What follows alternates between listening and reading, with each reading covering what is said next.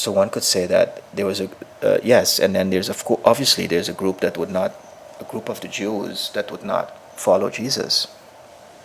But Jesus, in a sense of showing that next step of the cross, which is the shadow, and ascension after. yes, would be showing us the step to the self with a capital S, which would be the resurrection, by carrying the shadow, which means the ego and the individual would then graduate to the self, and then the self would be able to connect to the stage of what you would call the next stage of, because Jesus started off with the beginning of pieces, and then and the idea was then that at the end of time, what we would call then Jesus' return would be then, as it were, to complete this stage and then to graduate to what we would call Aquarius, which would be then the birth out of pieces, out of this individual unconscious stage, being cracked in the unconscious and the conscious, which is the shadow and the ego.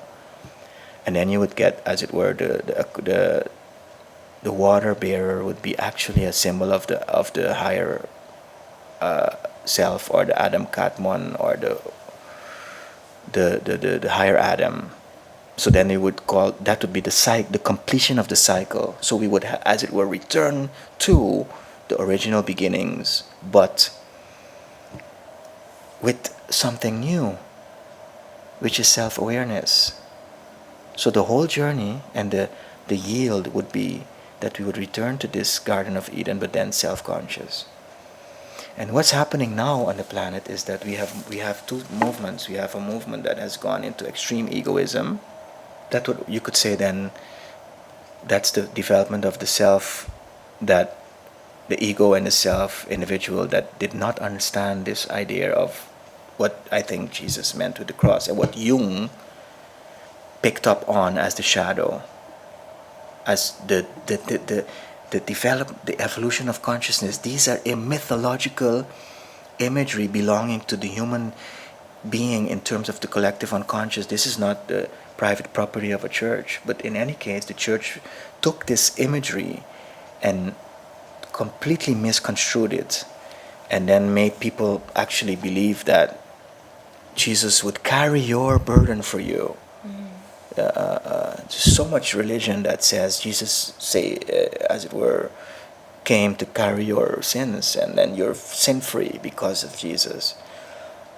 And that's completely that's, as it were, the way this message, this template, was not understood and used for the erecting of a business, which as we see now is completely corrupt to the bone, the church, and which is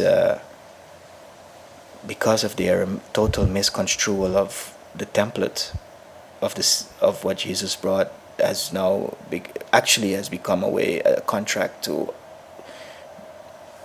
reject the shadow, the feminine. A priest may not have a wife, which is, as it were, the template of the rejection of the shadow. But the point is that we needed to get into this ego development, which is the split in the self, so that we could reflect on that. So that would create the infrastructure of the mind in order to create self-reflection. And that's the big thing, to be able to reflect upon yourself. And we see this through all of these stages. We see this idea of the being that is all of a sudden able to see him or herself, which is what the fruit really was in the Garden of Eden, the beginning stages of it. And if the being would, this would take us out of the garden, but once we started to do the work on the reflection, we would be able to return to the self, which would be that original wholeness, but self-aware. And I really want to say what's the purpose of all of that. But important is that, for instance, this is how the video I just made was about the Eastern practices. And to make a long story short, the Eastern mind did not undergo this evolution, this split. But they're the same mankind, though. Yes, but the Eastern development, um, no, it's one planet. Yeah. So there's one development, and the Eastern mind is very whole still. For instance, in Zen and Taoism, you get that they are able to contain the opposites, the whole of, and in the West not. So the Eastern practices are perfect in and of themselves. But the point is that when the Western mind that did undergo this extreme fragmentation, when it uses these techniques, it actually what it does is it avoids the shadow. It's a way to repress the shadow, and this is what I call blissing out. And then what happened? Actually, it's a way to abort the whole project of the ego and the individuals and the ability to become self-reflective. And then what you get is you get a kind of a return to some collective consciousness without the self. And this is what, to a large degree, I believe is being misconstrued as singularity. Some point where we would reach one joint perception, an understanding, and mind. And what it really is the abortion of the individual and the whole project of consciousness. So how come they are not split, and how come we are split? It's because of the history? no, look, you have to see it like this. You have the indigenous cultures. It's the same reason why, for instance, if you were to go to in South America and you were to find a very indigenous culture that hasn't has have much had much contact with the West, they would still be completely whole, but still like Adam and Eve, naked in a paradise, but no self, not aware that they're naked, so that there would be wholeness, but not self-awareness. And the East, to a large degree, has been very much the individual. This is why Jung, the collective culture, the indigenous culture, because this is why Jung went to India many times, but then he said several times that he had to go back to England, to the West, because in this whole tradition of King Arthur and the Grail and all of that, that would be where this development was occurring, not in India, not in China. But of course, what we see now is that the whole world has followed this idea of the individual and the ego and greed and materialism, and they're saying now that India is more materialistic than the West even. So all cultures have slowly but surely been infected with this. But in the West, we're more progressive. Well, we are at the edge of this development. We are at the edge of this development, because this is where this development started and really what it's all about. The indigenous were to a large degree immunized against this, and the East. But as we speak, the East is also now very much involved in this. But as if you look good in the East, there's still not the level of individuality of the West, and of egoism. You see, this is why the West is associated with all this, with all the evil and badness, because this is where the ego is at its most powerful, and this is the dangerous, the Most darkest. So yes. But at the same time, it's the prerequisite for self-awareness. And this is also why I think that, for instance, you would find Russia and the Eastern European countries much closer to socialism than the West, because like Russia, China, and the Eastern European countries, they would be much closer to the indigenous original beginnings, which is the collectivistic beginning. So socialism would fit much better there. Like also, for instance, in Latin America, these are countries that are prone to socialism. But you would have Western Europe and the US. Basically, that's where the individual development really what it's all about. And Jung even said that the States, US, was like the experiment on the planet in individualism. And Jung was vehemently opposed against communism, and Jung was all about the individual. And Jung, basically, Jung is the founding father of this thing, really understanding the importance of the individual. Of course, the whole Western development led up to this, but Jung really understood that this was the next step, and we could not abort the ego and the individual.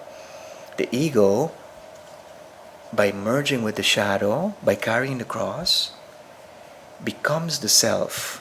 So it's a ritual death, but it's not that. If you were to look on the internet, you would see any amount of movements and videos declaring the death and the war on the ego in the wrong way, because of not understanding the importance of this development. So now, because the ego indeed becomes very dangerous, because the ego will do anything for it to be great and grandiose, and to be very selfish. So then that is declared upon the ego, not on using all of these Eastern and these indigenous techniques, practices, because not only Eastern, it's also indigenous. A lot of the West is now like converting to indigenous and Eastern things, but not understanding the necessity. Without the ego, we would basically go back into the indigenous beginnings, and many people are doing that. Many people are like abandoning the Yeah, because it's so dark. Exactly. They don't like where this is all going. This is all going to destruction. Exactly. But that's an abortion of the project. So this is why socialism is really a real threat to the world now, and communism, because people are like declaring war on capitalism, individualism, egoism. So then you get these calls for a new world order or a new world system, which is actually a communistic system, because it's a centralized government. And the capitalist individualistic cultures, while being indeed the danger now, but it's out of that development that the self with a capital S is born. So you should see the US and perhaps parts of Latin America and the Caribbean, if you wish, as the European leaving Europe, which is still today very, very, very socialistic and collectivistic, with the exception of certain Western European nations, and founding like a nation that was really based on the individual.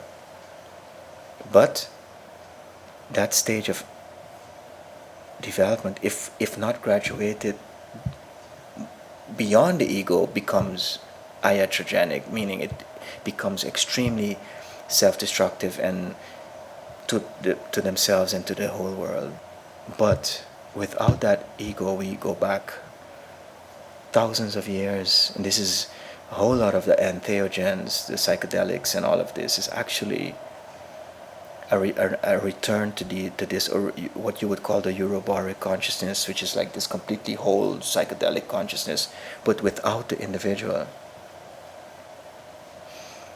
and which is not the way forward.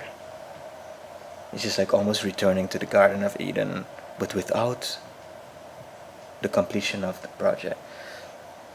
Why this development is so important is that without self-awareness, there is really no self-responsibility. There's no without self-consciousness, what you would have. So what you have is basically what we're seeing now. In terms of people that are not self-conscious, is that they basically are stuck in programs creating their own misery, but they are not able to realize that they are creating it.